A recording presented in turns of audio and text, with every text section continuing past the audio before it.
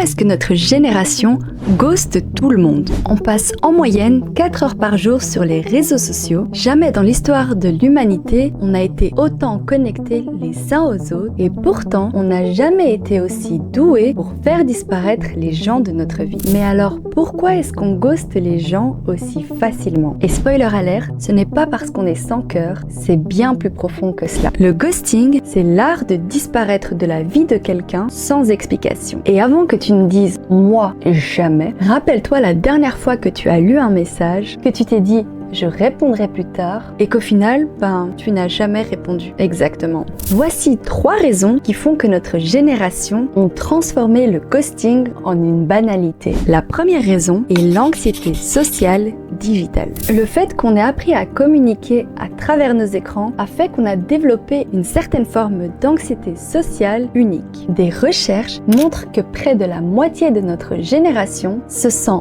anxieuse et stressée presque tout le temps. Et cette anxiété se traduit par l'évitement de nos relations. La deuxième raison est la surcharge relationnelle. Notre génération doit gérer plus de connexions que n'importe quelle génération avant nous. En moyenne, on reçoit entre 60 et 80 notifications par jour et notre cerveau n'est pas équipé pour gérer autant d'interactions. Du coup, il décide de faire le tri et malheureusement, certaines personnes passent à la trappe. Pas par méchanceté, mais par survie psychologique. La troisième raison est la culture du swipe. Les applications, notamment les applications de rencontres, nous ont appris que les gens sont remplaçables. Et cette mentalité a eu un impact conséquent sur toutes nos relations. Du coup, maintenant, parlons de l'impact réel. Parce que oui, ghoster c'est facile, mais les conséquences sont bien réelles. Pour celui qui ghoste, il développe une intolérance à l'inconfort émotionnel. On devient incapable de gérer les situations difficiles et surtout, on rate des connexions authentiques. Et pour celui qui se fait ghoster, l'impact psychologique est énorme. Ça crée de l'anxiété, des questionnements sans fin et ça érode l'estime de soi. Quelles seraient les solutions concrètes? La première chose serait de privilégier la communication honnête. Au lieu de ghoster une personne, envoyez simplement un message en lui disant que vous êtes débordé pour l'instant, mais que vous lui répondrez plus tard. La deuxième solution,